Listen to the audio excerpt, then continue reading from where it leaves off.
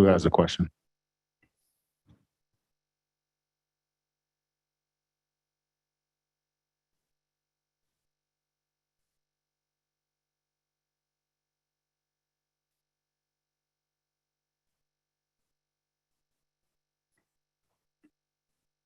The interpreter, are you on the English channel? She was saying that she. Yeah, we heard it. We heard. Oh, okay, good. We heard it. Can you hear it? I don't know what, I think from time to time, the microphones just do this. Is that better?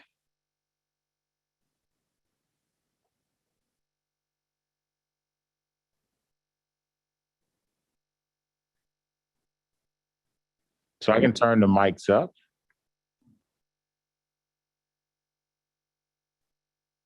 Is that better? Okay, thank you. Okay. Okay, All right. we're going live. I'm going to admit everyone. Thank you.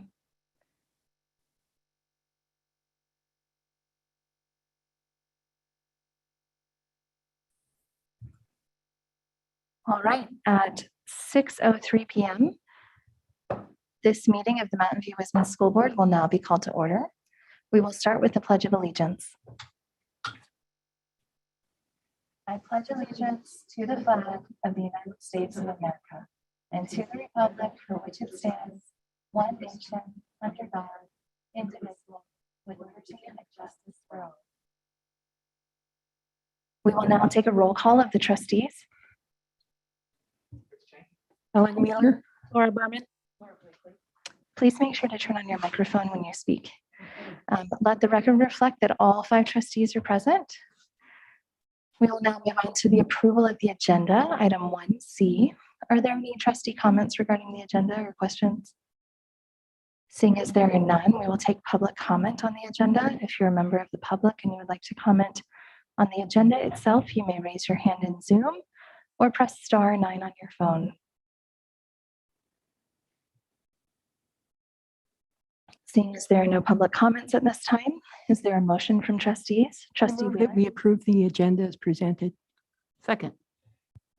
All those in favor? Aye. Aye. Any opposed? On a motion made by Trustee Wheeler and seconded by Vice President Blakely, the agenda is approved unanimously. We will now move on to item 2, opportunity for members of the public to address the board concerning items on the closed session agenda. Now is the time for members of the public who would like to address the board regarding closed session agenda items to do so.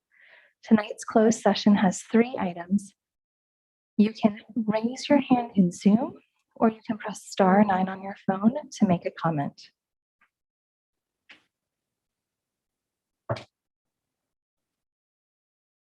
Seeing as there are no public comments at this time, at 6:05 p.m., we will adjourn to closed session.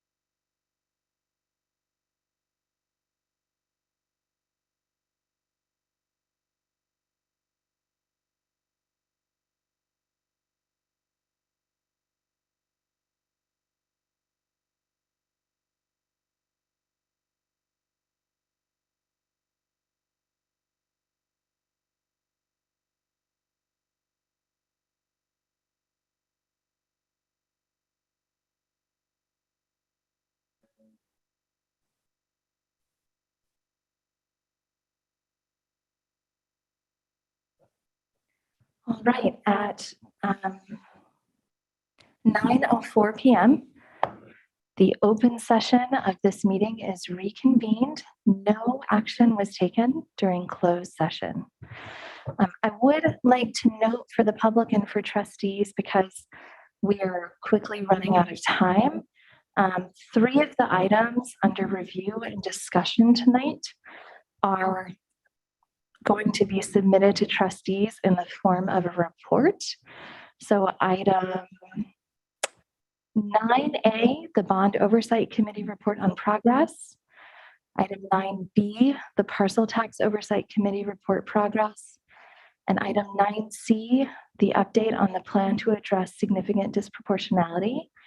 All 3 of these are going to be submitted to trustees as reports and received at this time.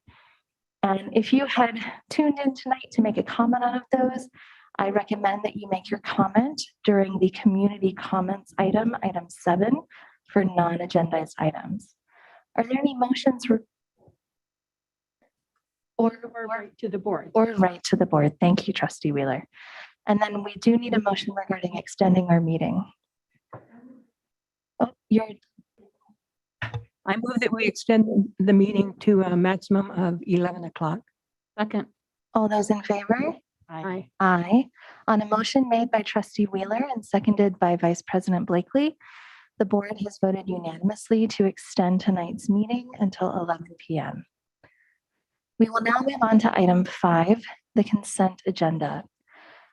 Are there any questions or comments from trustees regarding the consent agenda? Seeing as there are none, we will move to public comment. If you're a member of the public and you would like to comment on the consent agenda, you can do so by raising your hand in Zoom or pressing *9 on your phone. Seeing as there are no comments at this time, is there a motion from trustees? I move that we accept the consent agenda as presented. Second. All those in favor? Aye. Aye. Any opposed? On a motion made by Trustee Wheeler and seconded by Trustee Berman, the consent agenda is approved unanimously. We will now move on to item 6, communications. We will start with employee organizations. Are there any representatives of employee organizations who would like to address the board at this time? You may raise your hand in Zoom or press *9 on your phone.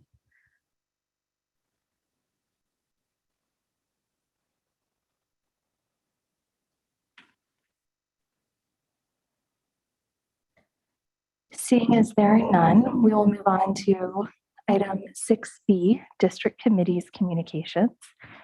Are there any representatives of district committees who would like to address the board at this time?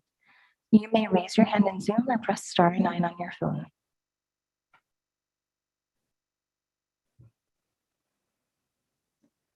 Seeing as there are none at this time, we will move on to item 6C, updates from the superintendent. Dr. Rudolph. All right. So first, want to remind everybody, as usual, we have a community check-in tomorrow. So we're looking forward to that. We'll be speaking a lot about vaccinations. So I guess that moves into my second update, which is, there has been a conditional emergency use authorization for kid vaccinations age 5 to 11. There is one in Mountain View, which is over at the Waldorf School, right over on Ranksdorf Avenue. And you can sign up on the Santa Clara's SCCFreevax.org, I think it is. So we tweeted it out, we put it out, but it's definitely a big thing. And so this really exciting time to start the vaccination process. And I know every day they keep adding more. And we are working on getting mobile vans also to sort of help to speed up the process too. So we are in line with those. So just want to bring those items out. Other thing is that, I want to say thanks to staff as well as MVWSD.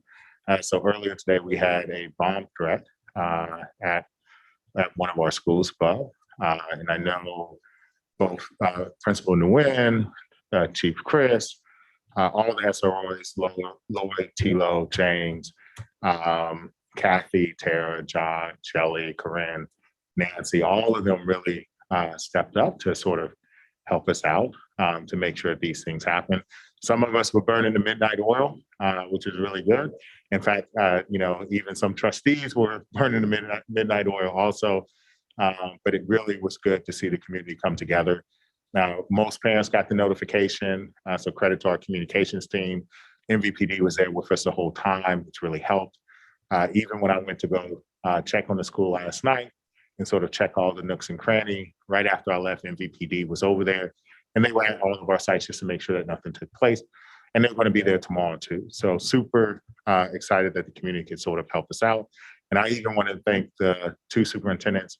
Both of them gave me calls to offer their assistance and their help. And the county superintendent reached out also and has provided some assistance to us also. So it's really, really powerful to see such a community effort and to make sure that our kids stay safe. So I just want to say, thanks to everyone for doing that. It obviously was a moment that it forced a lot of us to lose some sleep, but the outcome was excellent. And I just can't speak volumes about our team, especially Principal Nguyen, who for her first bomb threat seemed like she's been a pro and really worked through. So I told her earlier today, we can do this again tomorrow. Not that I want to, but we could definitely do it again because she was steadfast and very decisive. And I think, both Kathy, Tara, and I were texting with her and sort of really helped. And then again, for the trustees that were texting or calling last night, thank you. And even to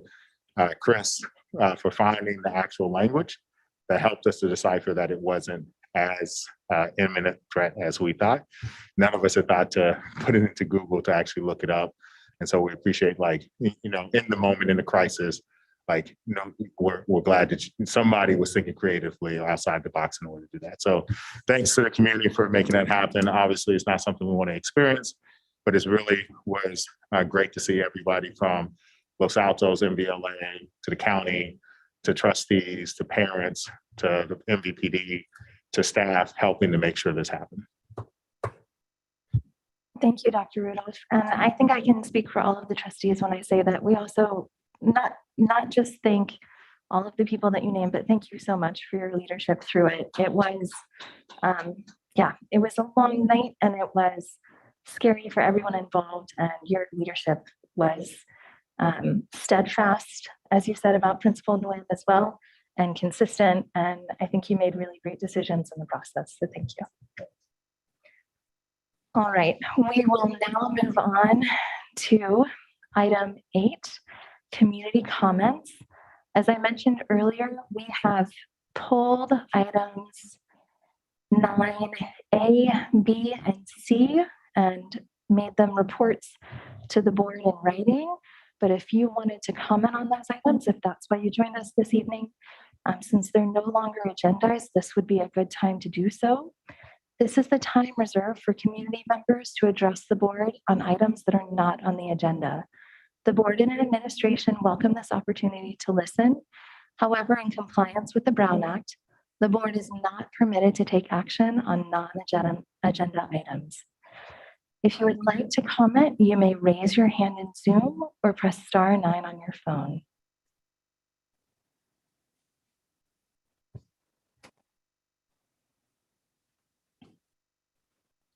Seeing as there are no comments at this time, we will move on to item 8A, review and action. This is resolution number 01-110421, declaring the Mountain View Wisman School District a defender for reproductive health and freedom. And I brought both of the agendas, both of the resolutions on the agenda tonight to the board. So I'll introduce them and give background on them before we kind of dive into questions and comments. So I can understand people might ask, why am I bringing this resolution in particular to the board? Sometimes the bravery of our colleagues serves as a guiding light for ways we can better serve our community. Trustee Maimona Afzal Berta, who is the president of the Franklin McKinley School Board, brought this resolution to her board last week, and they passed it. She's a teacher, a parent, and an elected leader who shared in that meeting that she had had to have an abortion to save her life last year when her baby, Janet Berta, died unexpectedly. I am bringing this resolution to our board tonight in honor of Janet's memory. I also had a miscarriage last year. And when I saw this resolution and realized October was Pregnancy and Infant Loss Awareness Month, I realized I didn't want to let the month slip by unremarked. An abortion is a medical term that refers to the termination of a pregnancy after, accompanied by, or closely followed by the death of the embryo or fetus. 1 in 4 women will experience a pregnancy loss in their lifetime. All around you, all around us, every day, are people who have been through such loss, whether or not you know about it. I'd also like to point out that 80% of our school district employees are women, which means, given that 1 in 4 figure, 20% of our staff members have experienced pregnancy loss, which is over 130 individuals. People across our country, in Texas and in other states, at this moment right now, do not have access to abortions and reproductive health care. We also know this is an issue of equity. Restrictions on reproductive rights disproportionately affect women of color and low-income women. When the Hyde Act was originally passed, which restricted abortion rights, one of the first people to die of a back alley abortion was a Latino woman. Reproductive health care is also much more than just abortion access. Right here in Santa Clara County, and I'm drawing from some of the words from my colleague, Trustee Afzal-Berta, because she really researched this very thoroughly. Right here in Santa Clara County, it includes all ages and all gender health exams, cancer screenings, birth control, infertility testing and referrals, emergency contraception, pregnancy testing and options counseling, treatment and vaccines, HIV testing, and the list goes on. This resolution makes the declaration that our district will champion and defend health equity and reproductive freedom for all, so that anyone may have access to the reproductive health care services they need when they need them. How can we, as local elected officials, expect change at the federal level if even we are afraid to take a stand on this issue? In our somewhat progressive bubble here in Mountain View, if we look away or stay silent, why would we expect something else of elected leaders in Texas or in Congress?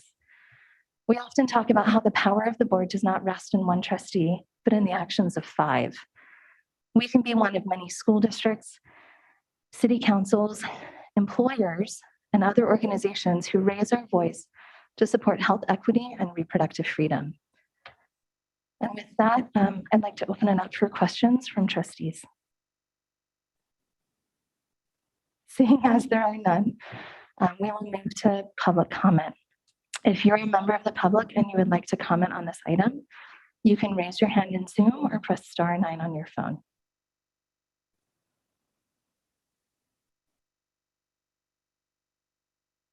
There does not appear to be public comment at this time. I would like to acknowledge that we received multiple emails regarding this item as well. So thank you for everyone who submitted written input as well. Are there comments from trustees or a motion? I just wanted to thank you, Trustee or President Conley, for bringing this up and having the foresight to put it on our agenda, because it might not have occurred to me as a school district to do it, but I'm very happy to support the effort, and I'm glad that we can support all the women in this country, women and other individuals. Trustee Chang. Thank you. I too support the resolution, and thank you, President Connolly. A question about a process I would like to suggest to our board is that I do believe we should, if the board, I advocate that our board support this. I do believe it should come back on a consent agenda. And the reason I say this is that I believe there should be enough time for the community to be involved. And I think it was very persuasive that we've received comments in support of this. And the reason I think that we should, I hope we urge to support this today, and then bring this back on consent is that I think it speaks volumes on insulating us from saying we're not trying to bring adult politics into a school district. We're making this is about freedom. I mean, I truly believe that this is an issue about protecting the freedom of our students and them as future adults. And so I think that as a process, if we support it tonight and bring it back later, I think shows that we are, it should be unprecedented that we bring an action item to the board and then pass it that night. I think that it's usually better for something to come to the board for it to get the board support and then come back again. On that note, there's one thing I was interested in when I really like the wording of the resolution, but there's one area that stood out to me. And I asked in the board questions about where we are on education around reproductive health. And I was really proud to see in the board, in the Q&A packet for the board, that I don't know if anyone had a chance to see the PowerPoints for the Health Connected.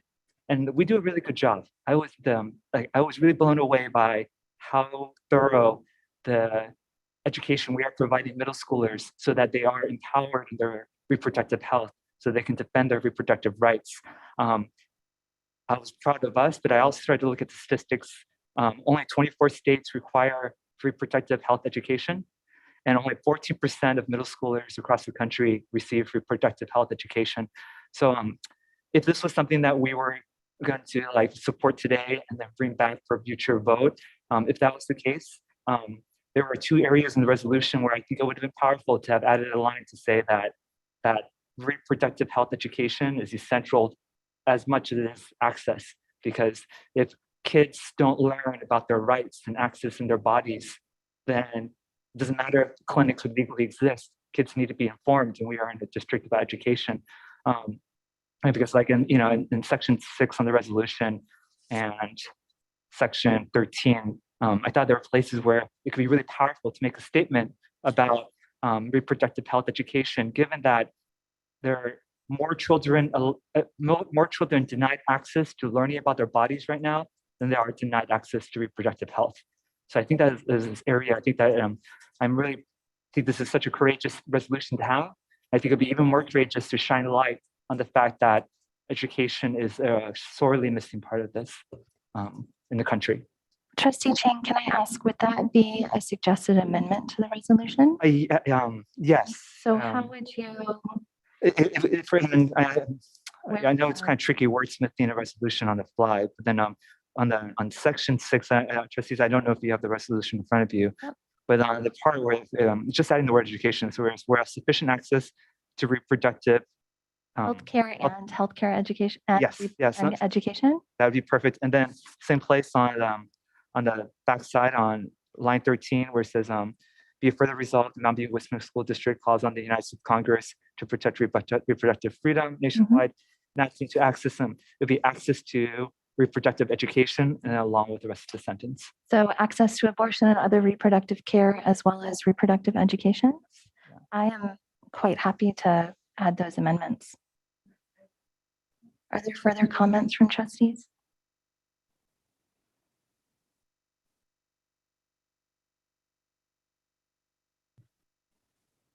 I'm going to move that we adopt resolution number 01-110421 with the stated amendment declaring the Mountain View Wisma School District a defender for reproductive health care access and freedom. Second. All those in favor? Aye. Any opposed? On a motion made by Trustee Berman and seconded by Vice President Blakely, let the record reflect that the Board of Trustees unanimously voted to approve Resolution 01-110421, declaring the Mountain View Wisma School District a defender for reproductive health and freedom. We will now move on to item 8B, resolution number 02-110421, in support of establishing a county health clinic in the northern portion of Santa Clara County. Again, I brought this resolution to trustees. I don't know if you've been following the Santa Clara County Board of Supervisors on this item. Supervisor Simidian, who represents District 5 where we live, brought a referral to the Board of Supervisors in October, asking the county to explore opening a health clinic in the north part of the county, because we do not currently have one here. The closest public clinic is in Sunnyvale. It's run by, I believe, Ravenswood Family Health, and they are at full capacity. They are just slammed with people coming from all over to try and get services. As the resolution notes, a majority of Medi-Cal patients are children, and those are often the patients who are looking for a medical home or home pediatrician in a clinic such as this. So I think it would directly benefit our students. Are there any questions? Oh, and the referral comes back to the Board of Supervisors on December 4th for them to vote. So the goal of bringing the resolution now would be that if the board supported it, we could then submit it to the county, and we could also share it with the city of Mountain View as well. Are there any questions from trustees? Are there any comments from the public? If you're a member of the public and you would like to comment on this item, you can raise your hand in Zoom or press *9 on your phone. Seeing as there are no comments at this time, are there comments or a motion from trustees? Vice President Blakely. I move that the Board of Trustees adopt Resolution 02-110421 in support of establishing a county health clinic in the northern portion of Santa Clara County as presented. A second. All those in favor? Aye. Any opposed? On a motion made by Vice President Blakely and seconded by Trustee Berman, resolution number 02-110421 in support of establishing a county health clinic in the northern portion of Santa Clara County is passed unanimously as presented.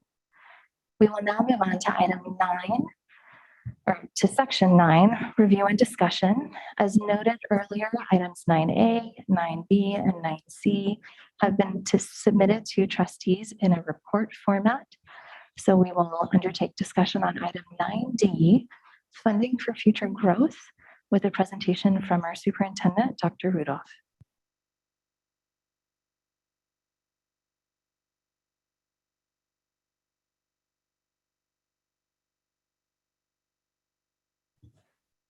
All right, so the purpose of this item is that there's a lot of conversation about the arena requirements within the city. And we've sort of piecemealed this over the last couple of years, meaning that we've asked trustees to opine about funding, and we've asked you to opine about short-term and long-term growth, right? But we never put it into one particular area where you're allowed to sort of talk about all of it.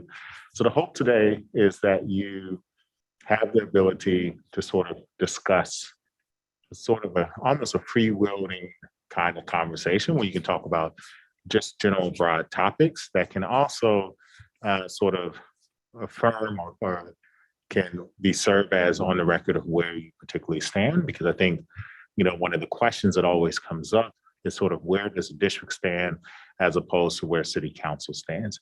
And I think there's a lot of symmetry in between both of those, but it's important to understand sort of what the challenge is and how we got here and what the actual impact of everything is.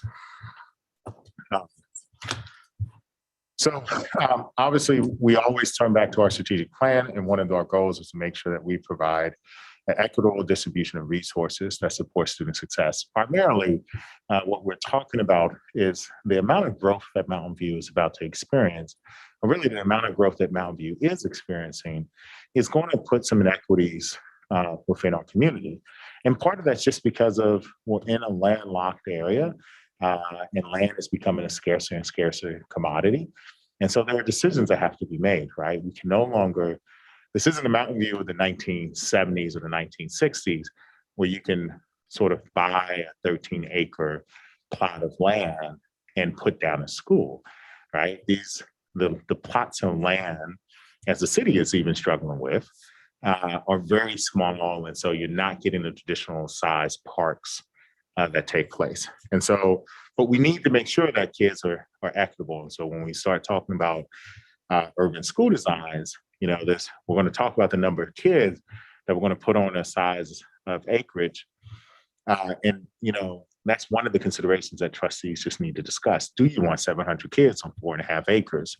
And is that an equitable solution? And it could be, right? But I think it's important for you to have that conversation. And I do want to point out that there was a staff report as well as supporting documents that were posted on the website after the publication of the agenda. And so the staff report has a more detailed narrative, and then there are supporting documents that sort of take place. It's not that it's not captured in here, but it just, I think, takes you through the story a little bit differently. So the first thing that we're going to talk about is growth. So according to the U.S. Census, Mountain View's current population is a little bit closer to 83,000 individuals. This is a 21% increase since the 1990s. And the most of the growth occurred during the last decade, which is 11.1%. And what's interesting is if you think about from 1990 to 2000, you have 5% growth. And then from 2000 to 2010, you have 4.7. And I think all of us would probably even say that a large part of that growth has actually occurred towards the latter end of the decade as opposed to the earlier parts. So the regional housing needs allocation comes up every so often. And one of the requests or one of the requirements that RENA has is for the city of Mountain View to plan for an additional 11,000 units. That doesn't necessarily mean that they're going to make them, but it does mean that they have to plan for it. When we talk, and we have, just for the record, we do have Jack Schrader, who is one of our demographers. And is our primary demographer for tracking this particular data, and it's who we turn to. Then we have a secondary demographer who we also use for other types of projections. But Jack Schrader is also on the line, so he'll be able to answer questions about student generation rates and the number of units. And then the second person we have on the line also is Phil Henderson. And so, he'll be able to answer questions regarding the legal aspects of that to a certain degree. But one of the things that we've noticed is that the city of Mountain View, their planning staff often refers to 20,000 units as what they are targeting over the next couple of years. And our job is to do two things, right? Is to look at our current population and to sort of understand where we are, but it's also to project out what the future population is going to look like. And we do that by looking at what the makeup of housing is going to be. And so what you can see is that for an income group, the city is planning is to have a housing that focuses a majority, 58%, on moderate to very low income or affordable housing, as we often call, versus above moderate. Now, in the EPC report, the Environmental Planning Commission report, what they do note is that most of the housing that they have been developing has actually been market rates housing and hasn't been affordable. And what we also know from City Council is that there is a shift or an intentional focus to make sure that there's more affordable housing. And so I think their target right now is somewhere in the neighborhood of about 20 to 25% for every single unit. Affordable housing actually generates more kids, and I'll talk about that in a little bit. But the thing here is that we also agree with City Council that we do want more affordable housing, right? And so most of our employees actually fall within the target range. And I think there's, everyone within our community would say, and yes, we're actually building, we have two projects, and one which I'll talk about in a second. But most of us would say, like, we want our teachers and our staff members to live within the community. We want them to be a part of the fabric. We want our kids to get to know them, just like we want our police to live within the community, our firemen to live. Like we want to have a community that is diverse. And so we agree completely with the city as well as the RENA requirements to make sure that there's affordable housing.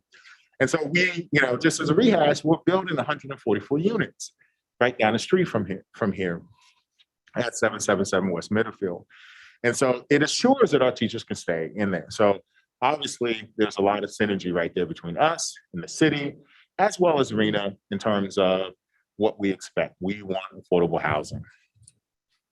But there's an impact of housing on schools. And so this map actually shows, it shows where all the potential sites are, right? So if you look at this, for a second, what you will notice is that majority of our properties are spread out across the community, but there are 1, 2, 3, 4 sites that are actually sites that are not either not operational or that are being used for revenue purposes, right? So we have 2 properties that are currently being rented out, and these are vestiges of prior decisions made by boards when enrollment was shrinking, and these are conversations that at some point we're going to have, right? There is a plot of land where we're able to build another school on an existing parkland in the event that we need it. And then there's another piece of land, the Cooper site, that's leased out, but actually, it's probably our least utilized piece of land when you think about per acreage, right? So it's 9.5 acres, and we have a preschool sitting on it that's a very small parcel. But the real point of this is to highlight that for the most part, all of our schools are located, all of our pieces of property that are located in areas of growth is actually on the eastern part of the city. And it doesn't necessarily correspond with where the growth is going to be. The second thing, and I'm going to show you the growth in a second, but the second thing is that most of our students live within a mile radius of the school. So what this tells us is that the community expects to have elementary schools nestled within the communities that they serve. No one wants to have their kids, especially because we don't have a busing system, right? So when I was a kid, I jumped on a bus, I rode the bus, 20, 30 minutes, depending on the time. Morning time was a lot faster, evening time, it was a lot longer, right? And so I rode the bus to school because I didn't attend the neighborhood school right down the street because of programmatic choices that my parents made. And then the high schools were all sort of spread out. But the point here was that was actually my babysitter, right? In Mountain View, as a result of Prop 13, we don't have busing the same way that you would see on the East Coast. Instead, we have a lot of parents. We do have buses, but it's on a limited capacity. But most of our parents and most of our kids actually either walk to school, or they bike to school, or their parents drop them off as they're heading in to work. And that's why we have most of our schools in neighborhoods within a mile radius. I also want to point out, and I'm going to talk about this just real quick, one of the reasons why the Castro school community is one of the smallest compared to everyone else, right? When you look at Bub is one of the larger ones, is because the Castro community is where the most affordable housing is. That whole corridor, the California corridor, is where you see a lot of the affordable units within the community. It is so dense that when we did boundary changes, and I'll talk about that in a second, that it was hard to move the boundary lines for those trustees that were here a block or two over, because the result of moving that boundary line netted 100+ students, right? And so it's actually, even though Landos, which is adjacent to it, is a larger property or a larger boundary line, right? Technically, if you take Mistral and Castro's students and you put them all into one school, you have more kids per square mile in the Castro zone than you have over in the Lando zone. And that creates the issue when we think about spacing. So because I talk about boundary changes, I just want to point out, and again, this is to take us how we've gotten here, right? So in 2019, 2020, we actually went through a boundary change process. We had worked with our demographers, and we had looked at this, and we noticed that we had 637 kids who were out of their current boundaries. And this was a result of past practices, right, that had taken place. It was because of, and I'm sorry, I'm going to forget the name right now, but Therakov was one of them, where the students had the ability to leave the school to go to other ones. I forget. Yeah, I forget the name of it, so I apologize. It's been a long day. But so there were 8 areas, and one of the things that we didn't do at the time when we enacted the boundary change is that we could not guarantee a family member a spot within the neighborhood school. And the board's commitment when I first started was that we wanted neighborhood kids to attend the neighborhood school. We had kids who lived, and I remember there was one parent took me on a car ride, right? So I met them over at the school, took me in a car, and we drove around. I think they were at Huff at the time. We drove around from the front side of Huff to the back side of Huff. And he pulled me out and he's like, this is where my kid lives. And I looked straight through the neighbor's fence and I could see Huff right there. And it was like, but he was zoned for, I think it was Montaloma or something like that, right? And so there was a concern that we're sending kids who live so close to a school away from another school. And so at this time in 2019, right before the pandemic, when we finally enforced the boundaries, we had 8 transition zones. Those 8 transition zones netted 637 kids who had to be relocated to their home schools. So we just underwent this exercise in order to bring kids back to their neighborhood schools. So in 2019, there were 7,000 units already under construction or already approved. Now, some of these projects have folded, and then some have been picked back up. So for instance, and there was a chart that went with this at the time, but number 22, which is 367 units, was Spring Hill development. It was dropped by Spring Hill. It actually was picked up by Fort Bay, right? So Fort Bay is currently moving forward with it, and that's in the East Westman zone. But the point here is that there are 7,000 units that were already in construction, already moving forward. And we see this all the time, right? That like right around here, 155 Middlefield, which we're going to talk about in a second. 155 Middlefield is a project, it was completely raised. It was 116 apartments, and now it's going to be 115 townhomes, right? So it's already happening. It's under construction as we speak. But this 7,000 units, if you think about it, is 7,000 units plus the units that have been approved since 2019, which there have been a couple of them. And you add on top of that, the Moffett Field project, which is run by the federal government. And then you turn around, so that's for military families, which is out of the jurisdiction of the city of Mountain View.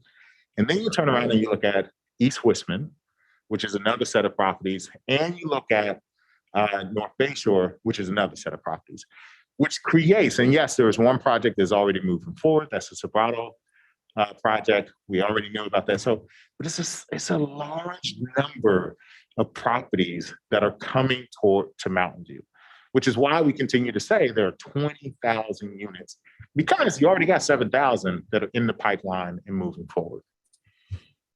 So this map in 2019 reflects the areas of growth, the targeted areas. Now, in the staff report, we also updated and we show where the new, according to the arenas, where the new targeted areas are. But these are still areas that are being targeted for redevelopment. So we have the North Bayshore, which has a precise plan. At the time, there was a Terabella vision plan. Now, this vision plan is no longer a vision plan. Instead, developers are allowed to go through what is called the gatekeeper process, which is the ad hoc sort of approach, a one-off, where developers are allowed to, they present a plan. It doesn't have to be part of a master plan. They get approved. There's actually a project within Terabella that actually has already been approved. And it's already under construction. You can go up right next to the Google property and you can actually see that unit. It will generate, I think it's, I can't remember now, it's because I know it's in the report, but there's a size, I think it's 303 units that are actually being built, some of them being affordable, right? And so obviously, these are the targeted areas. Now, what is different here is that and I hope you can see on the presentation, what is called the El Camino, I'm moving my cursor, sorry. It's the El Camino corridor, which is now being targeted by the city. And what I like to call the Americana corridor, only because I don't really know what else to call it, but it's over by Sutter Health and Americana, right? And that's the other area. So it's an area that's being redeveloped just right next to Sunnyvale, but it's if you look, you'll pass by there's a couple hotels, there's some old apartment buildings that are already a part of the rezoning process moving forward. So these areas are really sort of the hot areas that we're looking at.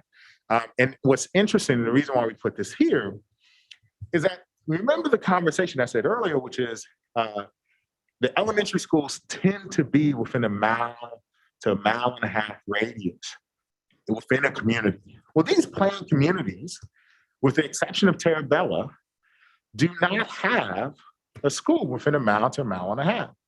Now, parts of East Westman do fall within the mile and a half radius for Vargas Elementary, but other parts of it don't. Moffett definitely doesn't, and North Bayshore doesn't. Now, part of the reason why I know the distance for some of these is because this is actually some of the routes when I was running a little bit more frequently. These are actually some of the routes that I run. So if you were to look at where a mile from the district office, which is the Stevenson Therakoff Elementary School, actually takes you right into the Terabella neighborhood, but it does not take you across the bridge. That's normally my turnaround point if I'm running a 2-mile route. So, and the same thing goes over for, in the area where I live, which is the Vargas neighborhood, right? Once you get past out of this area from Vargas, you're about a half a mile once you get to Middlefield, right? And then so a mile doesn't take you to the meat of the East Westman territory. So now we have to start thinking about generation, right? Because we don't have enough schools within the areas, the targeted areas that are being redeveloped. We don't have elementary schools, even though our community has come to expect it. So, but our job, as I said before, is to look at our current population and then to also look at what the future population is. So one of the jobs that Jack Schrader does, and you're more than welcome, he's more adept at this than I am, and so that's why he's here, is to look at, so what happens when we have below market rate housing, affordable housing versus market housing. And so we took a developer who was proposing to build about 9,000 units in the North Bayshore area. We look at the type of unit that they are actually suggesting. And then we take the historical trends, not only from what the state says, and not only, you'll see in the staff report, we're actually pretty conservative on this report compared to our neighbors. We take what the state says, but then what Jack Schrader and his team does is they actually go and they look at each development and they count the number of kids that come out of that development, and they look at it historically and they use that to predict what the actual rate will be, which is why we know, because oftentimes you will hear, well, if we have a micro unit, nobody's going to live there.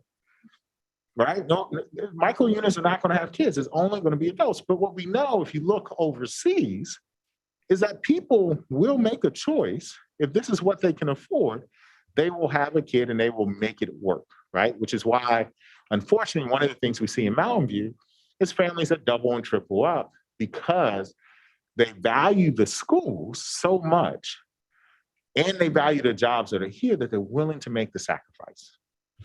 So what Jack Schrader and his team has done is that they have looked at these numbers and they have predicted that if you're in a below market rate housing, it will generate for K-5 0.3 students. So for every 10 units, 3 kids are going to come, give or take, right? And this is an average, right? But that's a good way. So for every 100, you're going to get 30. But what's really interesting is that when you look at market rate housing, which is MR 1 to 3 bedroom housing, it's 0.085, right? So now, this is why we use hundreds, right? So for every 100 students in a market rate house, you get 8.5 kids, right?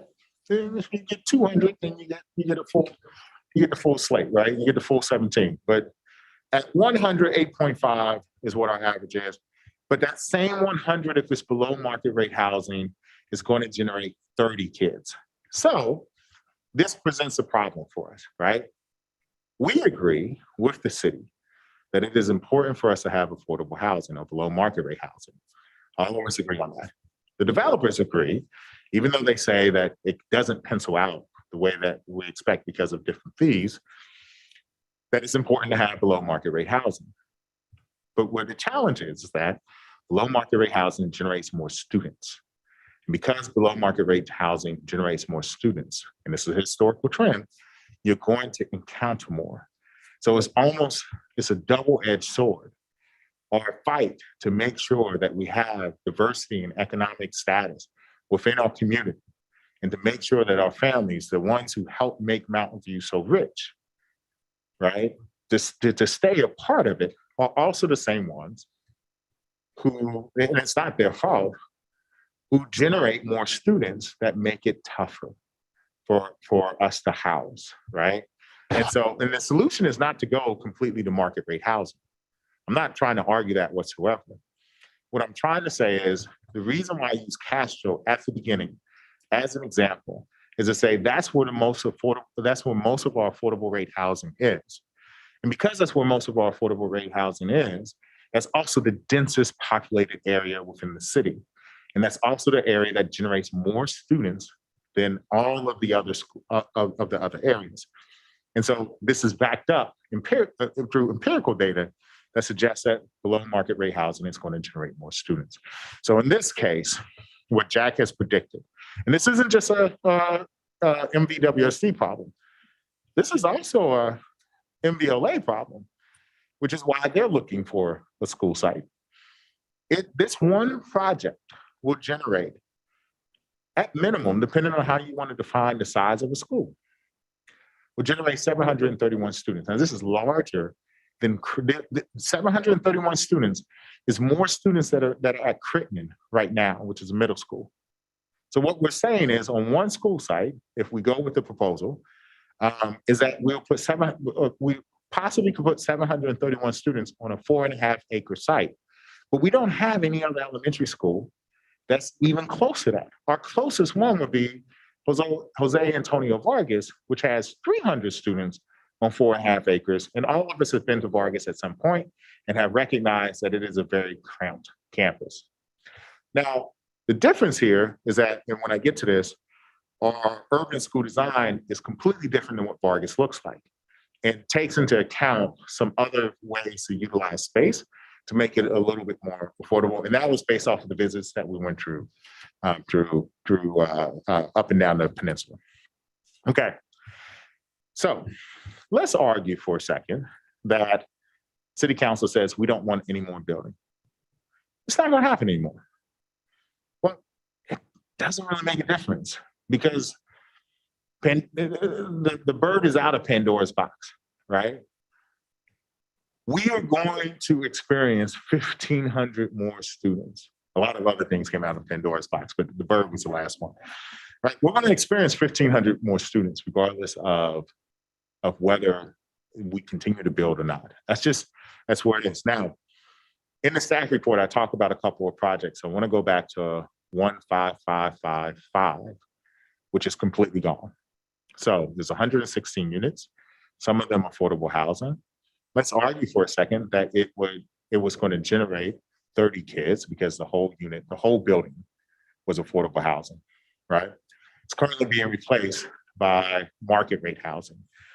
Now, because it's already gone, we can look at our enrollment, which dropped during the pandemic and has now rebounded after the first year that we've allowed students back in.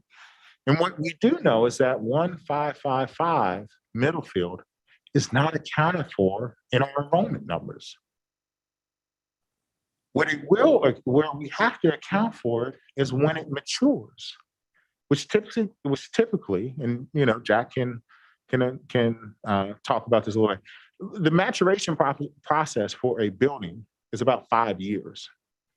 So we expect within a 5-year time that 155 Middlefield, which is 115 market rate townhouses for I think at the time there's 1.5 million. Chances are by the time they open, it's going to be a little bit more.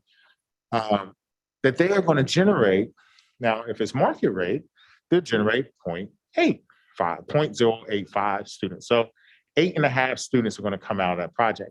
But the students that were lost, assuming that it was all affordable housing, have already been accounted for. So now what we are doing is we're projecting that 8 new students, a minimum of 8 new students, are going to come out of that development, and they're going to attend Bearcroft Elementary, which is where they are zoned.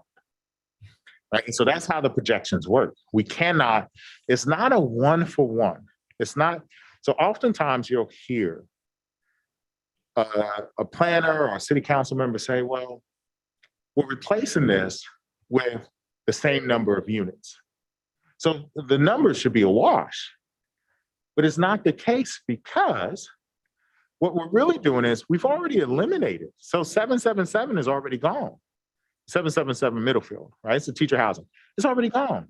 When it comes back online, it's 700 units, 741 or something like that, compared to, it was like 3 something beforehand. And 20% of it, even though that 20% is teacher housing, 20% of it was affordable housing. So it will generate more students because it's larger, and it will generate more students because it has more affordable housing.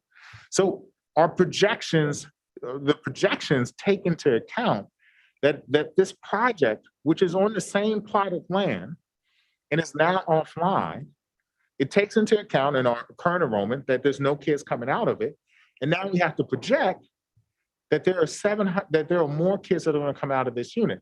And depending on if we were to just take the 700, right? What we would know is that it would generate, I want to try to do the math just real quick. It's going to generate 61 kids. So now think about this for a second. Fairclough Elementary, 5 years from now, when both 155 come online and 777 come online. And by the way, right behind 777 is another property that is on the Buddhist temple through a land lease. So there's another property that will come online right around the same time. But Fairclough Elementary will get 75 students in a matter of a 5-year range. And that's assuming that no other properties are developed during that time. And so 75 students at Fairclough is 3 teachers, it's 3 classrooms, right? And so this idea that just because a property is disappearing and then it reappears, it doesn't take into account that we're just going to experience growth. It's already in the pipeline. And we're not taking into account the other properties that are right behind it. So the RENA requirements reinforce that growth is a reality. 20,000 units are actually coming in the next 10 to 15 years. Again, in 2019, there were already 7,000 of them already that were approved. Add in 9 more thousand, and you're at 16. Add in another 1,900 in Moffett, right? The math gets pretty easy to get to that number. So it is happening. And it is concentrated in the north and the northeast. Terabella, East Westman, Moffett, and North Bayshore. Now we have to account for Americana as well as the El Camino corridor. The El Camino corridor presents the largest problem for us because if it develops with housing like it is doing, there are apartments that are showing up there. It has the potential to impact 5 schools within itself, which in totality means that every school, with the exception of Montalona, will experience growth at some point over the next 10 to 15 years, growth that we probably will not be able to deal with. And just real quick, our estimates are that by the time this is all done, we're expecting to see 3,430 students, 2,100 of them being elementary, 1,300 of them being middle school. And I think the high school's projections is about 1,000. Now, put this in context, we have 4,800 students currently. So we're almost doubling our size over the next 10 to 15 years. So now we need to talk about school capacity, right? So we already talked about that there are some proposed properties. There's other reports about this, so I don't want to spend all day talking about this, but I want to just talk about, and at this point it's still called Huff because this comes out of our master's facility plan, right? So it's actually a mine now, but at the time when we created the master's facility plan, it was called Huff Elementary. So I want to take Huff Elementary. So we have 2 numbers that float within our facilities program. We have what is called the maximum capacity, and then we have what is called the realistic capacity, right? So think of it as what happens when you move into a house and you think about closet space. Like, in theory, you have a lot of closet space until you start moving everything in. And once you move everything in, you realize, like, yes, that was going to be my shoe closet. But what this really turned into was like my linen closet, because I don't really have space for it, right? And so now all of a sudden you don't have enough closet space, and you've only been there for a couple months, right? This may be a personal problem, but anyway, right? So what we have at my elementary is the exact same issue, right? The real capacity, if we were to move the YMCA, which is the after-school program, and Right at School, and we were to remove RTI, and we were to remove other support programs, our true capacity for at my elementary could be 572 students. So we take every support program out, 572 units students is actually what we do. Now, we did just add a portable, or we're adding a portable as part of our short-term growth program, because there are currently 500, well, at the time, there were 546 students there. But the realistic capacity, once you pull the portables off, is actually 488. So what we have is a school that is already operating over capacity. And when we look at the Americana program, development zone, as well as the El Camino, what that suggests is that my elementary is only going to get denser. It's only going to have more students enrolled there. And that's true for a lot of our schools. So it doesn't take account for the growth that's going to be taking place, right? So our maximum capacity, none of this takes into account what's about to happen. Okay. So I want to jump into our urban school design just real quick. So this is an expensive design. So in the board approved master's facility plan, one of the things that we did was to spend a lot of time going through sort of an ideation process and visiting different schools. We went to Nueva, we went to San Francisco and visited a couple schools. We went to San Jose. We looked at international models. And so we were able to figure out how to create an urban school. And our master's facility plan is really backed up by Measure T, which is a $250 million bond program that really is focused on, things like HVAC, windows, sort of the non-glitzy stuff, right? The stuff that that nobody really wants to talk about. Oh my God, look, we just replaced the roof, right? This is so great. Nobody really talks about roofs that way. You talk about bathrooms and kitchens, right? But you never talk about your windows. I've never been to a house where somebody's pointing out, like, look at these new windows we got.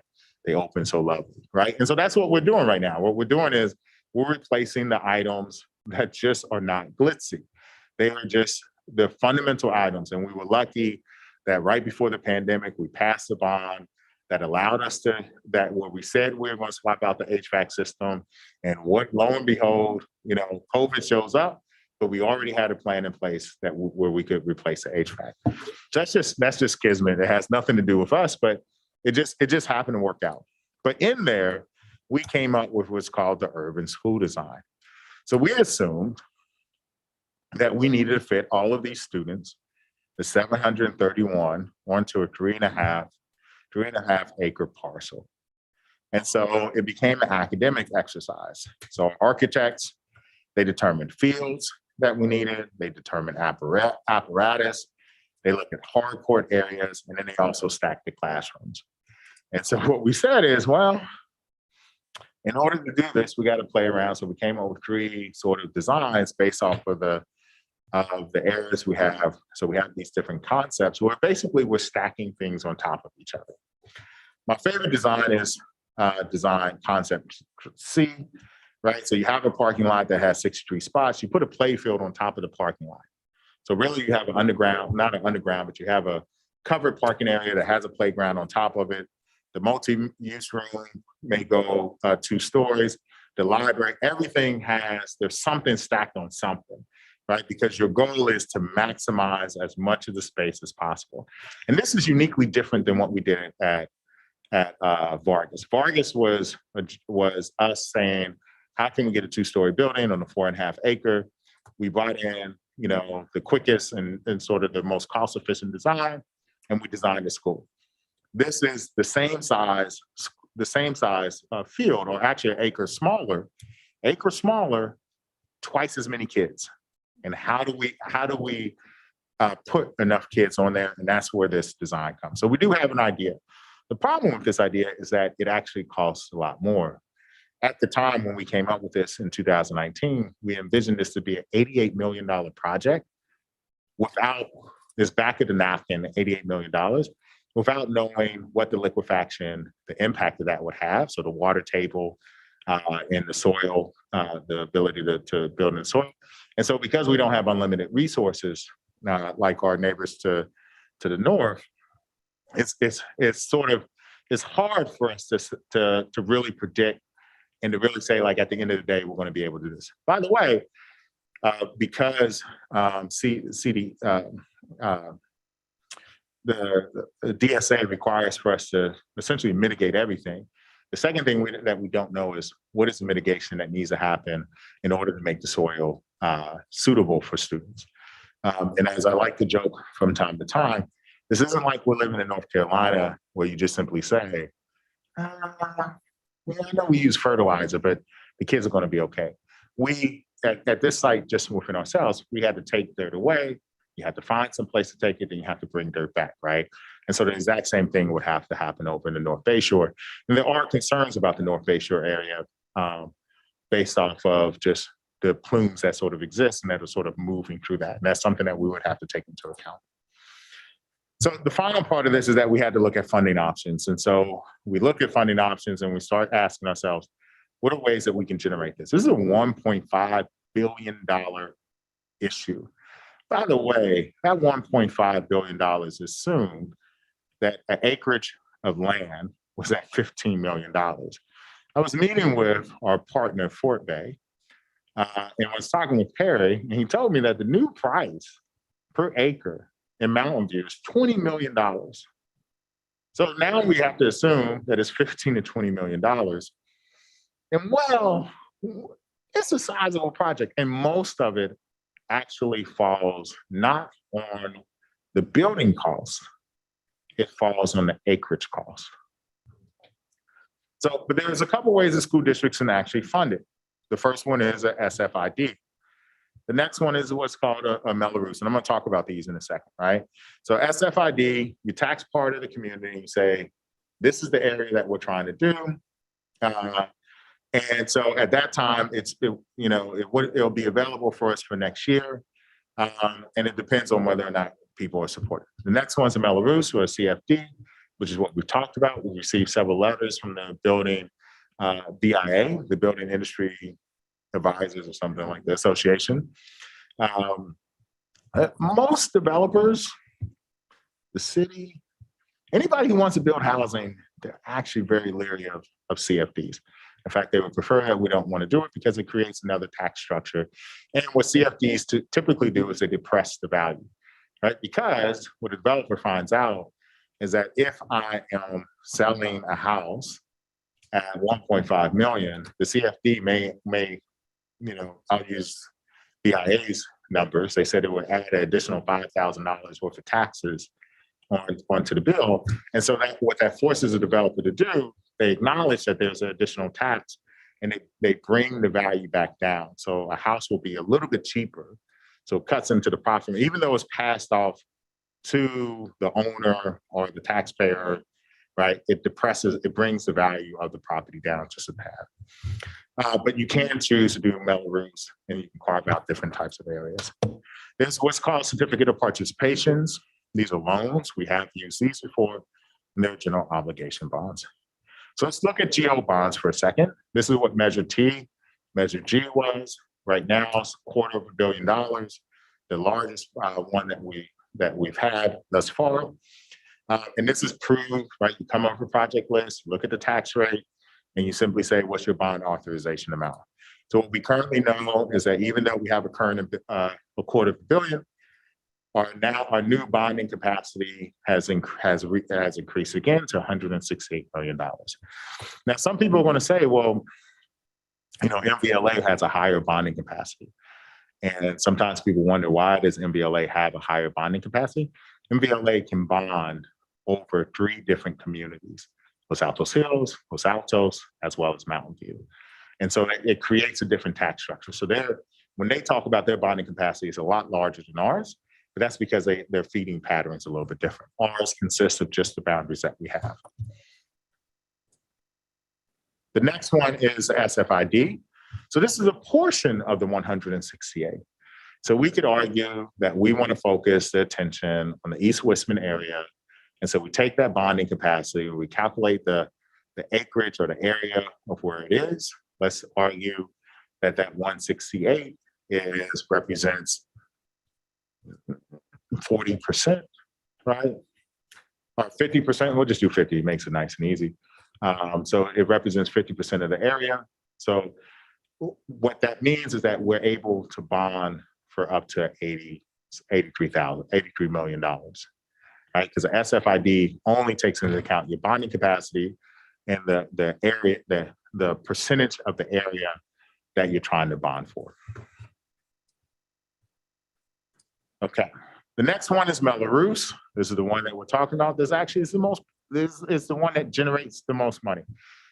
You can take it as high as you want, and we've heard about that. I think our current estimates for this is $449 million, or we'll just say $500 million because it just sounds better.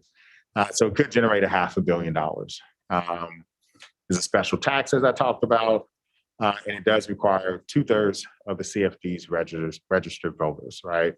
And if it doesn't get that, then the property owners will get a vote to do it if there's less than 12.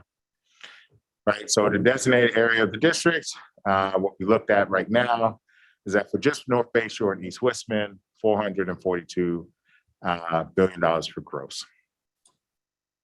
And the last one is a certificate of participation. These are COPs. COPs are like equity, lines of equity, right? So you can choose to take out a line of equity. It doesn't require voter approval. And then you just pay, you have to service a debt. That debt tends to come out of things like the general fund, or it comes out of other creative ways. So in 2017, we actually took out, I think it was 2017, we actually took out a certificate of participation in order to build, it probably was 2016 because it takes 3 years to build a school, and Vargas opened in 2019. So, and so that's one of the things I need to point out just real quick. It's 3 years to build a school. And so if a property is going to mature in 5 years, if you're not building by year 2, or if you're not adding on by year 2, you've already been caught flat-footed, right? Because there's no way that you can keep pace and go through the process that fast.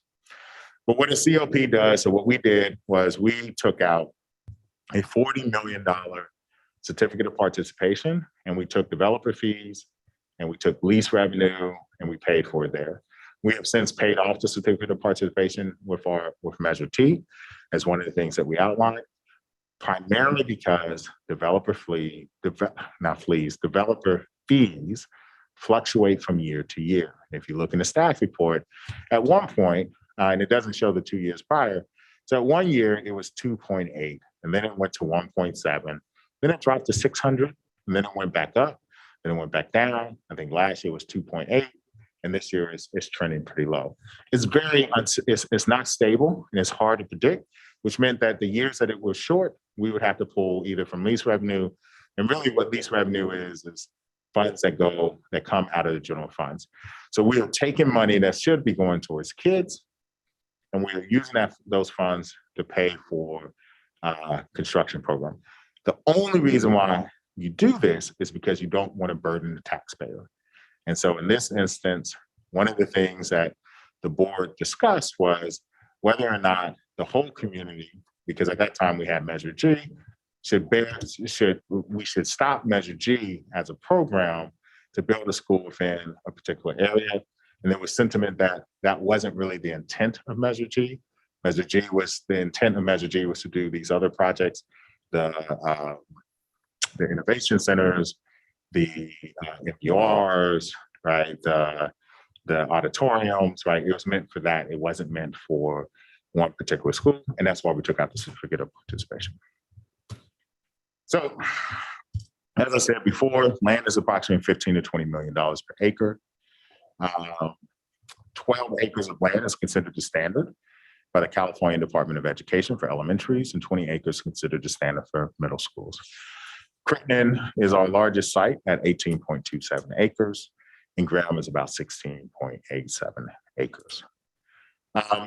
So now let's just look at the cost. So if we take all the students that we have and we look at the cost per student, this cost per student is actually is probably outdated at this point because it's based off of the current costs that we have. So we looked at our current construction projects and we're able to predict how much it costs per student. And so what we're assuming is 2021, the cost per student is about $115,000. For a middle school student, it is about $151,000.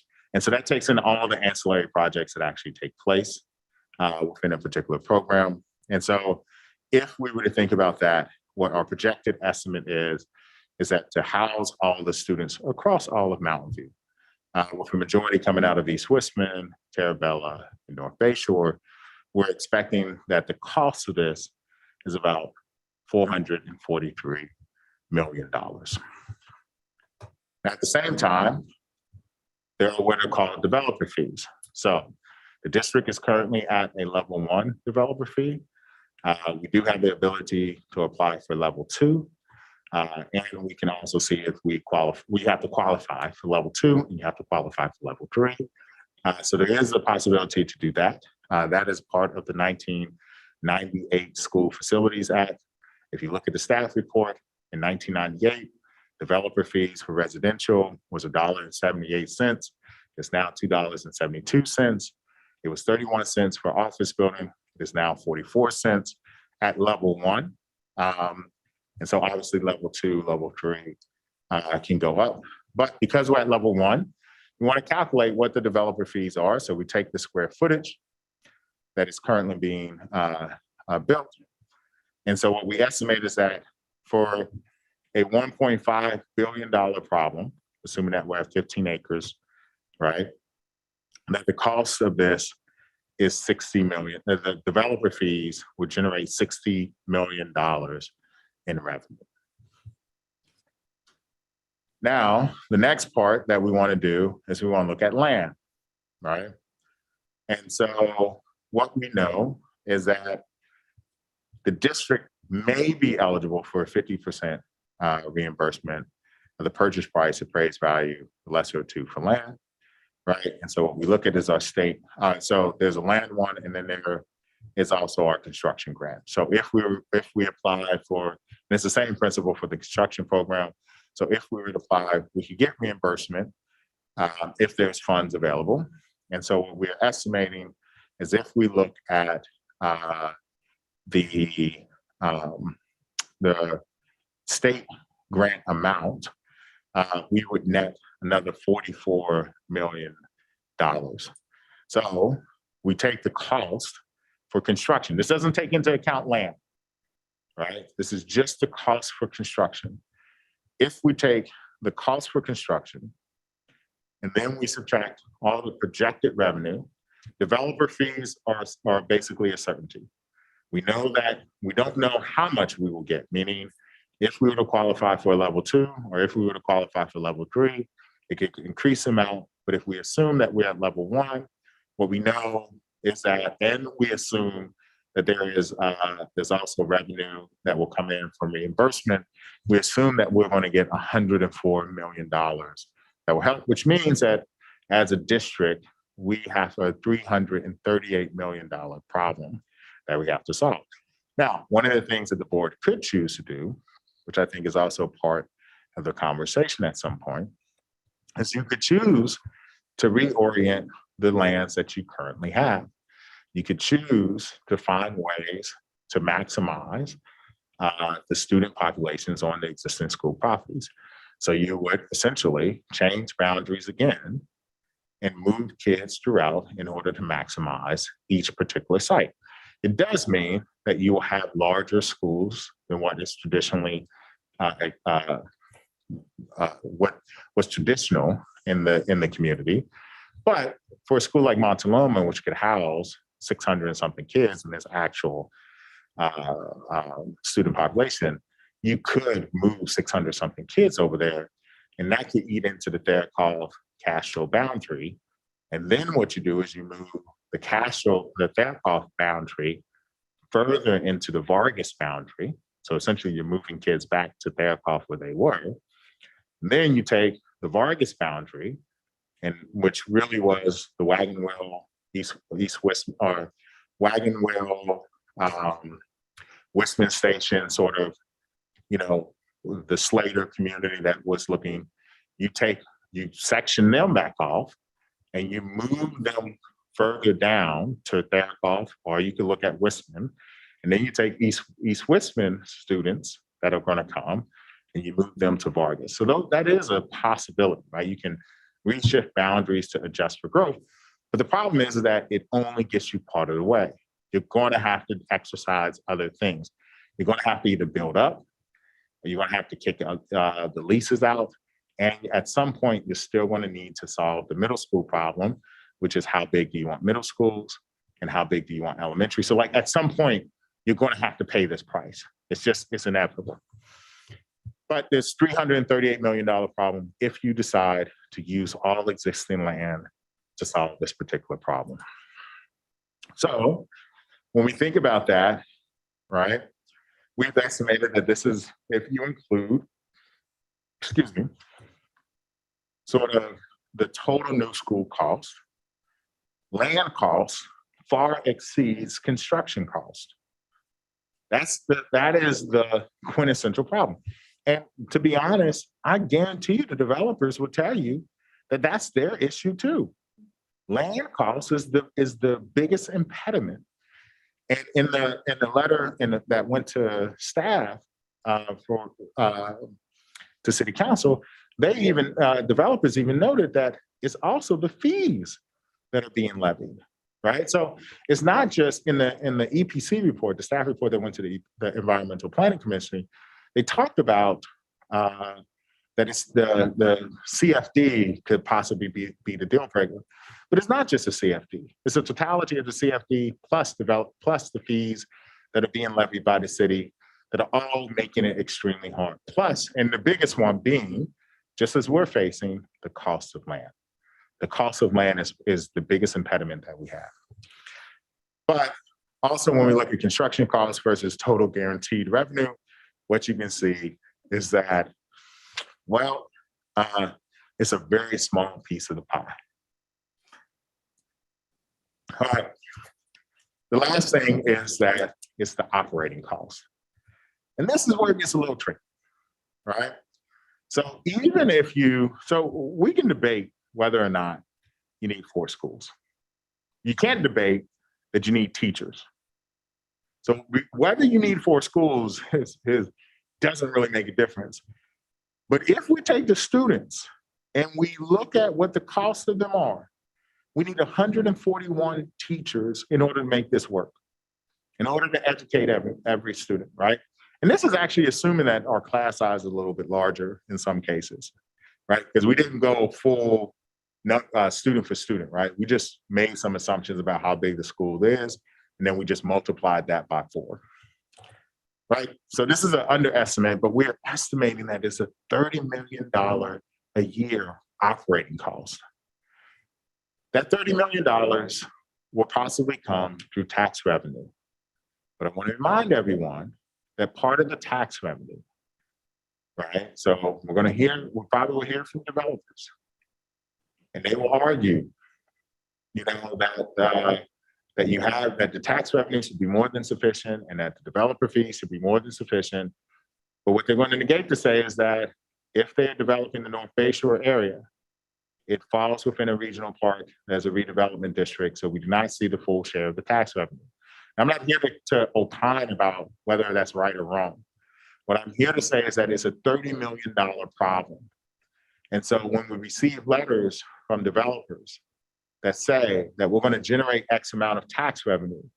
And if that developer falls within the North Bayshore area, whether it's Sobrato or Google or, and I forget, SideWest, I think is the other big one, we cannot ascertain the veracity of that claim because the tax structure is different in the North Bayshore area. But what we do know is that the number of students that we're going to experience, most of whom come out of North Bayshore, East Westman, and possibly Terabella, are going to generate the need for 141 students, which means that we will need $30 million in ongoing revenue in today's dollars in order to pay for teachers. And that does not include any types of raises. So there's a couple of considerations that we want to just bring. So first one is the amount of land that is needed for a new school site is limited and it has limited availability. So what ideas do trustees have in terms of land strategy? School boundaries will have to be changed in order to distribute the future enrollment. What's your comfort level for school size? Are there efficiencies to be realized? These are just guiding questions for you. Funding, do you have, what considerations should staff have when trying to secure funding for our future $1.5 billion issue? And the finally, thing that I would say is that what role do you see community, businesses, developers, and city planning in the need to address, and plan to address the need for additional schools? And that concludes the report. I think I took a little bit longer than what I initially planned. That's all right. Thank you, Dr. Rudolph. So trustees, I'll note we only have 35 minutes left for this meeting. So what I want to say up front before we dive in is that this is the beginning of a larger public conversation. So if you don't feel like you're able to get through everything tonight, that's okay. This will come back to us. We're obviously going to keep discussing this. Are there questions from trustees? I only have one question, and that's a quick one. It's for Mr. Schrader. If you could speak to the ways in which you gathered your data for your estimates and how you worked with city staff around doing that.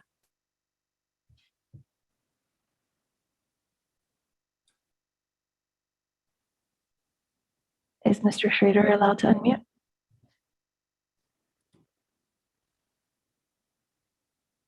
Unmute. Hey, am I on that? You got me now? Yes, thank you. Okay. I had a little technical staff I needed to help me.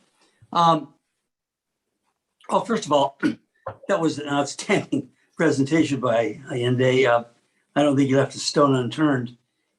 But to answer your question, we've been working with the planning staff, the city of Mountain View, for about 3 years. And their concept, which in my judgment is a good concept, that the way you ought to attack a mitigation problem with regard to the impact of new development is from a holistic point of view. And that is, you start with the zoning of the city, and you determine that that will be built out in 20 to 25 years. And you use that as a constant number from which to derive your costs. So using that over the last 3 years, we have arrived at the costs. And we have the we had the projection of 20,000 units broken down into various housing product types. The city did that, and Eric Anderson and Artie, I have a tough time with this name, Tava, we'll just call her Artie, has gone along with this. There was a question about whether or not this was the way to approach this subject, and evidently the person asking the question went to someone else in the planning department, and they used as a comparison the status report that comes out on a bi-monthly basis and wondered what the differences were. We tried to explain that in an email, and I did provide an email recently received from Artie, and it indicates that the 20,000 units is still the viable number. The question was really raised with regard to a high school issue and the Shenandoah property acquisition. And that's how we got that email from Artie. So the numbers for the numbers of students that are generated, we look at the student list, we go to the product type, whether it's multifamily, whether it's apartments, 1 to 3 bedroom, whether or not it's a condo, a row house. And then we look at the market rate, numbers, students generated market rate product, and we look at the below market rate. So we actually go to the address and go to your student list and match up how many students come from the market rate type. That has been challenged for some time by the city. As of late, they haven't at least made an issue, but doesn't mean they agree with me. But I did do 12 comparisons to the various school districts that surround you and found that actually you are in the lower end of the range. And the reason you're in the lower end of the range is because of the multitude of micro units that are proposed. They do have a very small current student projection. And Allende is right.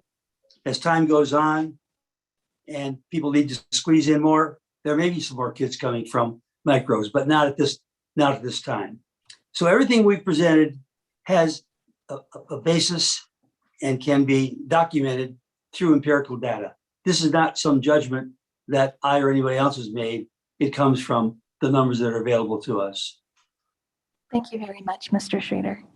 We will now move on to public. Oh, Trustee Blakely. Yeah. Are we going to be discussing potential changes to the eligibility for level 2 and level 3 developer fees at another meeting, or is this the time to ask questions about what the our debt for capital outlay that has been issued and whether the state fees are available, matching fees? Jack can talk about that. Yeah, I'm happy to share information on that issue. The level 1 fee is a fee that you're eligible for now. In fact, Right, we're doing I a get it. study. We're doing a study getting ready for the new raise in the fee in 2022. In order to get level 2 fees, you must have eligibility in the state program for growth.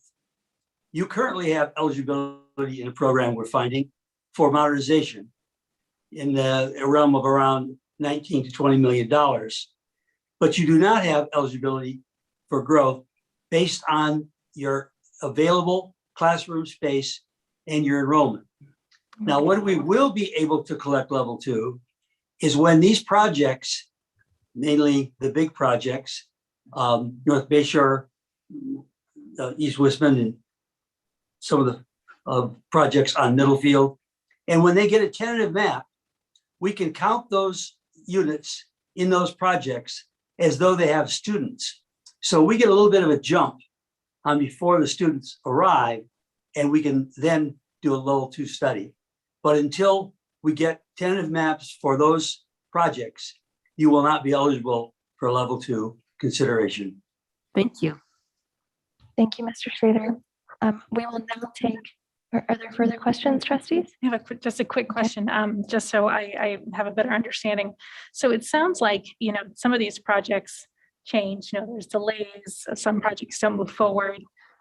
Is there district staff that has a regular cadence of meetings with the city to sort of hear about these changes so that we're able to keep from the documentation and our predictions in line, and also so that we're able to provide information on the impact on schools and whatever other information they need to make estimates about what resources are needed around those units.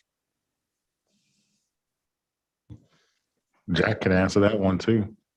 Well, yes, I do monitor the bi-monthly reports that come out, and where I find the most valuable information is at the lower end of the document, where it talks about the new projects under consideration. So you can see what the incoming flow is.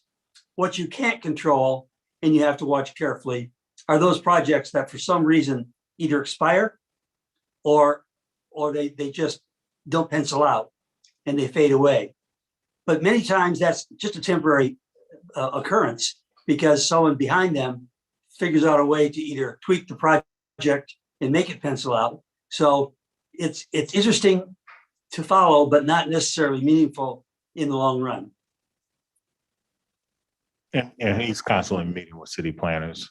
So so we had, when I said we had two demographers, one's actually tracking the student.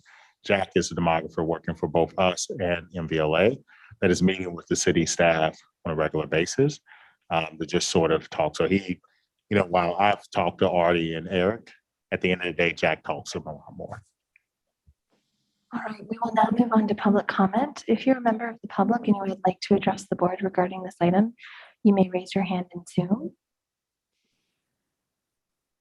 We appear to have two speakers, so they will each be allocated, given that we only have a few minutes left. Oh, that's fine. They will each be allocated 3 minutes. We will start with Mr. Martin. We're going to get a timer up for you. You will have 3 minutes to address the board. You may unmute yourself. Good evening, board members, superintendent, and staff. I'm Dennis Martin, speaking on behalf of the Building Industry Association of the Bay Area, a nonprofit association of 400 plus members that comprise the breadth of the housing industry, including builders, multifamily builders, contractors, suppliers, professionals, etc. BIA members respect the work that school boards do to provide quality education and understand the need for quality education in the community. At the same time, BIA encourages schools to work within the parameters of state school funding law, when supporting the critical development of quality housing and job opportunities in their communities. The Mountain View Westman School District has been considering of late a community facilities district ballot measure. If this $5,000 per unit 40-year CFD were adopted, as explained in more detail in our letter, it would have a devastating effect on housing in Mountain View. The CFD Melrose ballot measure, in fact, would be a de facto referendum on market rate and affordable housing in Mountain View, exacerbating already tense politics of housing development in the city. The CFD would contribute to the troublesome economic reality of new development in North Mountain View, which is already challenged by high fees and taxes. The CFD would likely make housing infeasible to build throughout the north side planning areas, sabotaging years of community planning efforts to build housing near jobs and transit, a long-term goal of regional planners across the Bay Area. It's important to note that according to the city, in a staff report to the Planning Commission last month regarding the city's housing element, the CFD Melrose would constitute a severe constraint on housing production under the housing element law and force the city to relocate much new high-density housing planned for the North Mountain View area to other areas in the city and other school districts in the city. State law requires that units cited in the housing element must be likely to develop within the 8-year period of the housing element, and the CFD encumbered units in North Mountain View would be highly unlikely to develop. As to the legality of the CFD measure, the CFD would likely run afoul of California State Constitution Section 4 and Government Code 53325.3 through the creation of disproportionate tax rates for different parcels throughout the district. And the CFD would be in conflict with the state facility funding law under the School Facilities Act of 1998, also known as SB 50, which expressly preempts the field of school mitigation measures connected to residential development. We explained all this last year to the district and to the city, and they finally agreed to drop the citywide school strategy and eliminate its requirement from specific plans. Thank you, Mr. Martin. We will now move on to our second speaker. I believe this is Mr. Nelson. Mr. Nelson, there's a 3-minute timer set up for you. You may unmute yourself on your phone by pressing *6. Can you hear me? Yes. Okay.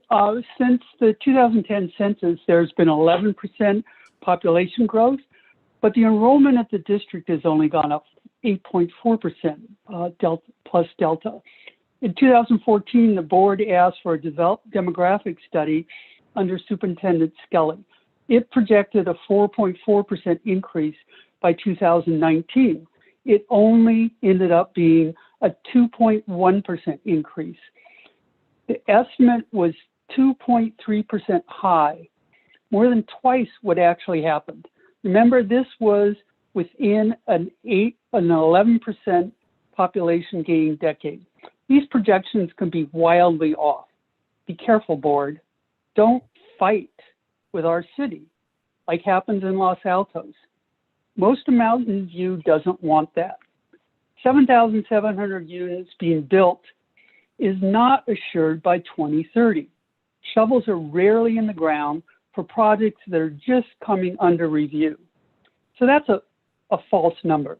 That 7,700 number is really not reality, anywhere based on the experience we've had over the last decade. We have, 25 acres that might be swapped with private developers. Think widely, not just narrowly. And lastly, the demographer working 3 years with our staff, he kept on saying that, but you heard the Building Industries Association fellow. Demographers don't necessarily know what state law is. And we have senior staff that has never worked on anything near $1 billion development issue. And that has to do with the superintendent and it has to do with the chief business officer. So you're having people that don't have experience in this realm of economics telling you that you've got a $1.5 billion problem. I think maybe you have a senior administrator problem, not just a $1.5 billion problem. Thank you. Thank you, Mr. Nelson. Are there comments from trustees? Trustee Chang. Thank you, President Conley. So looking at the considerations on the last slides that were asked of the board, on the question of kind of characteristics for schools, it to me makes sense that if these are urban dense neighborhoods that are going to be very different in character than the traditional neighborhoods in Mountain View, then the schools in those areas, those new areas, should reflect to those neighborhoods, right? So if it's a dense neighborhood, it's a dense school. So I think it wouldn't make sense for us to try to build a suburban school in what will be an urban community, perhaps in North Bayshore. Some of the other questions on the consideration about strategy for land. So so much of this pivots around that number of 20,000 units, and which is going to be over the next 20 years, and that generating 3,430 kids. And that's a ratio of 1 child for every 6 new residents. And that ratio kind of makes sense for, if we look at currently in Mountain View, we have 32,000 housing units, and we have about 5,000 kids. That too is a 1-to-6 ratio. So that kind of matches. But if we look at more recently at just like current growth and like what's changing in gentrification and things like that, if we look at the last pre-pandemic numbers from October in 2020, so if we look at 2019 October, so pre-COVID, so Mountain View in 2016 had 79,000 residents. Pre-COVID, it had 81,000. During that same time period, so that's about 1,800 new residents. So 1,800 new residents, we netted a loss of 2 kids during that time period between 2016 and October 2019. So while 1-to-6 has been our historical ratio, there may be something going on with the fact that, and even accelerated by the pandemic, that people who live here in the future may not have kids who go to our school district, may not have kids, which means that, but they may. The delta on how many kids we may or may not have is so wide that I think our land strategy should be one of, we secure land, but that land, we need to be anticipating that we might not use it. And I think that the strategy for there then is, I think we should be in the business of green open space. Because if we get in this business of securing land as open space, we align forces with many in our neighborhood and community who want green space. So instead of us fighting and competing with people who are seeking park space, if we align with them and get in the business of park space, if these students actually indeed come, whether it be we own it, whether it be an MOU with the city, whether it be however we do it, if we get into the business of green space and flip that green space into schools as we need it, I think that's a good strategy, because like it's very possible with remote people, families choosing to move to Denver and remote work at Google remotely, or the fact that a lot of these new residents may just not be people who have kids, or they go to private schools. That like, I think that having a backup plan for why, yes, we need land. We need it now because we can't wait until later. It won't be around then. It'll be too expensive. We need it now, but let's make it park space for now. That aligns forces with a lot of people who state that. But one last just quick thing for the city, for our demographer to look at. If we look at, some of you guys are aware of the Madeira Apartments that's on Evelyn. So 455 Evelyn, that's a 209 units that was built about 2012. So it's a matriculated building if we're looking at that metric. It'd be very interesting to look, because that's kind of a newish, that's the kind of style of housing that we're going to see more in the future. So if we just look at that one case study of that data point of, and Prometheus is the owner of that apartment complex. If we look at that 209 units, how many of those people go to our school district? I think that would give us little things like that can give us some eyesight on what is this new generational worker and are they coming to our schools? Thank you. Thank you, Trustee Chang. Vice President Blakely, and then we'll go to Trustee Wheeler. Thank you. I like what Trustee Chang said about securing the land and being able to use it for green space until we need it. But I think first and foremost, we got to be able to secure the land. And I think that's got to be our top strategy, because land is not going to get easier to secure as we go on and more of it gets developed. So that's my big thing, is like, how do we figure that out? And that's the most expensive problem, sadly, as Dr. Rudolph said earlier. In terms of, I'm just going down in order, but in terms of school boundaries, and you asked about school size and efficiencies. Well, I think that we need to be as flexible as we can with the schools. The artificial 450 kids per school that, we strived for at one point in time, I don't think that works. So I'm very comfortable expanding each school to the capacity that it can hold. And that may be the stopgap measure until we, while we open schools, that we expand certain ones, put the kids in there until we get the new school open. But I do want to keep RTI, I want to keep YMCA. We need to make sure that we have enough room to run our programs. On the funding, I think we have to continue to pursue all options, including a CFD, including negotiations with the city to renew the shoreline agreement and perhaps get some more funding out of that.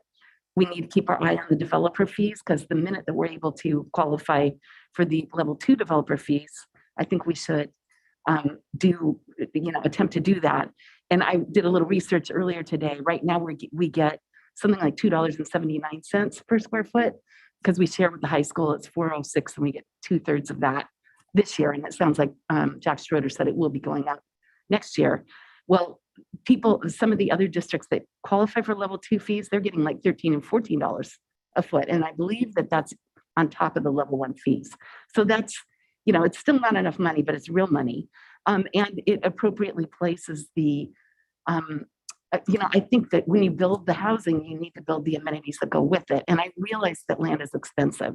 I realize it's expensive, and I realize we need housing, but we also need to just not build a bunch of cinder blocks on top of each other with nowhere, for the kids to go to school and no parks for the people to enjoy.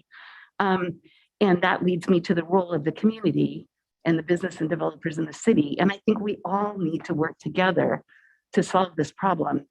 The school district, unfortunately, doesn't have a great lobbying industry like the Building Industry Association that really can turn the screws on our state legislature and negotiate for itself.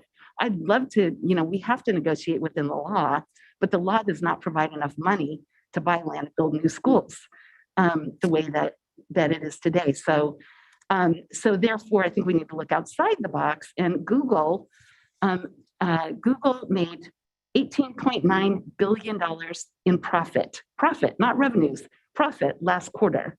They are such a unique animal in the world industry. They're like a government, right? So if they were, that's almost $80 billion of profit a year. And, they've been listening to the city, and they'll do what the city says, and they don't have to do anymore. And legally, they don't have to do anymore. But I would argue that Google has a moral responsibility to our community to make sure that if they are facilitating the development of 9,000 units in North Bayshore, that they need to make sure that those units have schools in the neighborhoods for the children who live there to attend. And, I'm fine doing the urban style schools. The Shorebird one will probably, the 4.3 acres that's been designated, it will probably be an urban model that goes up. And I like some of those models, but I think we are likely to need another school in addition to that, an elementary school. And then you talked about middle schools. I mean, the Wisman site might be an appropriate site for a middle school, but we got to make sure our kids have somewhere to go to school. And I don't love the idea of having a 1,300 or 1,400 student middle school. I really think we should be looking at a third middle school. And I had one more point, and I don't remember what it was, but I will yield my time to somebody else. But we got to do this together, and we got to lean on everybody. And, the school district cannot solve it alone. And Google, I hope you're listening. Thank you. Thank you, Vice President Blakely and Trustee Wheeler. Yeah, so I love going after both of my colleagues here because I can say that I agree with what both of them said. And, now, it sounds so nice that, we show so much agreement. I particularly appreciated the visualization and the phrasing by Trustee Chang when he talked about North Bayshore is going to be an urban area. So we should feel fine about having an urban school. So I've always been kind of troubled by the idea that, a school in North Bayshore should somehow look like, Landals or Huff. Those days are gone. We don't have, big parcels of land like that anymore. And there are schools around the country who are, multi-story schools on small plots of land, and, I mentioned at a previous school board meeting that, we took field trips as board members to see these schools. So we know that, there's some good models for these.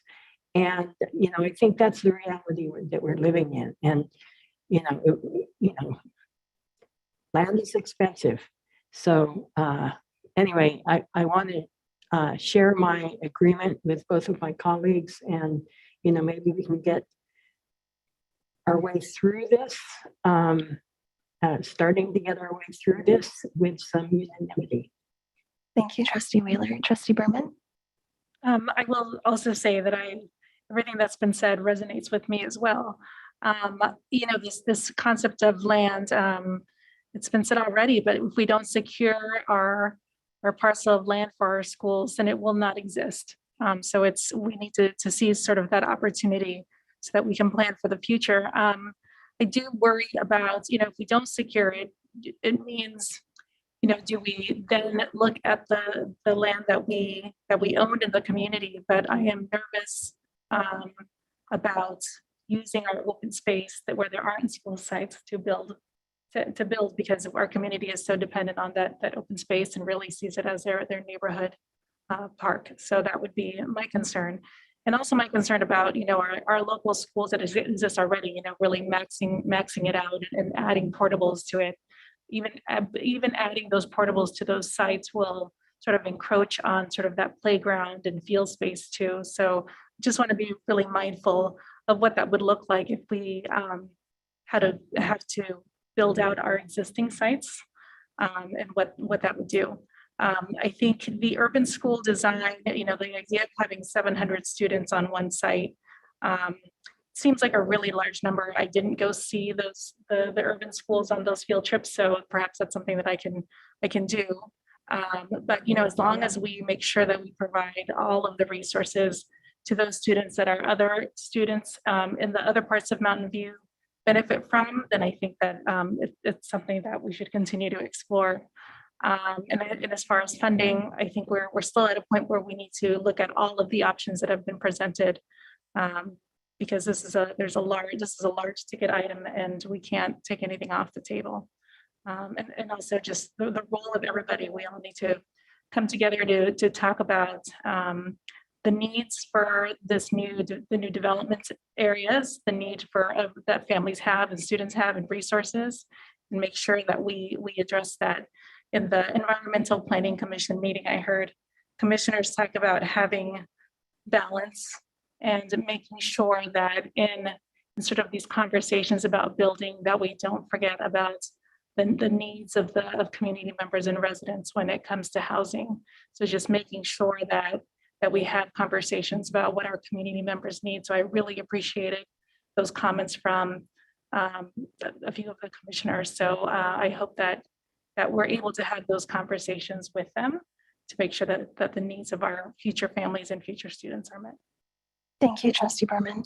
I'm going to make my comments quickly, and we're going to adjourn by 11, so there's about 6 minutes left. So I want to kind of step back and take a big picture view. When we look at the world around us right now, we are in a climate crisis and we are in a housing crisis. And all of those things kind of converge in the constraints and tensions that we're seeing around student generation, school construction, school location, land use, open space in our community.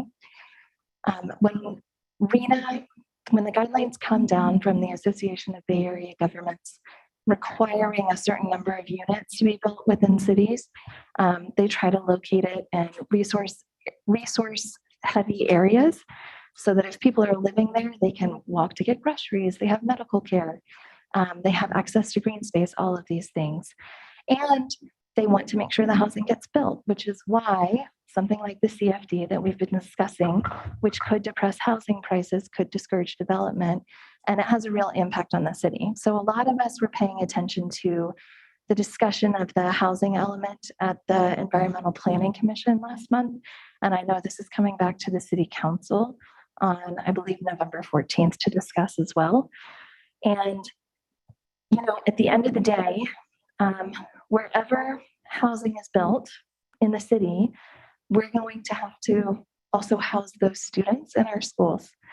And so if, because of the RENA requirements and concerns about the CFD, housing gets moved to a different area of the city, then we're going to have to figure out a way to build schools in that area of the city. So this isn't a shell game where we can hide the school and hide the students if we just move the housing element around, or if we do R3 rezoning instead of actually building out North Bayshore. There's going to be children wherever we have homes. And at the same time, how can we turn that into a win-win situation for everyone? How can we best harness the resources that we have? And so the things I'd like us to think about, I agree with what Trustee Chang brought up about green space. There's a lot of discussion when we talk about the climate crisis. Access to green space is an environmental justice issue. It's a social justice issue. If we have all of these affordable units, it's more likely that those families are going to have lower incomes.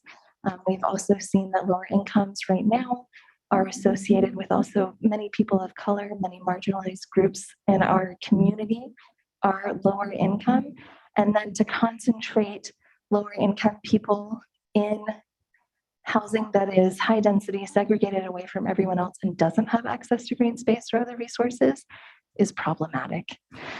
So the idea that our school sites also serve as green space, even if they're not available during the school day, after school and on the weekends and in the summers they do, I think is really powerful. And I like that idea of thinking about it as a land use strategy, that as these areas are getting planned out, part of the process is including planning for wildlife corridors, ways to connect boulevards, plantings along boulevards, the possible school sites that could start out as parkland and then flip when more construction came online and we knew we had that 5-year build out.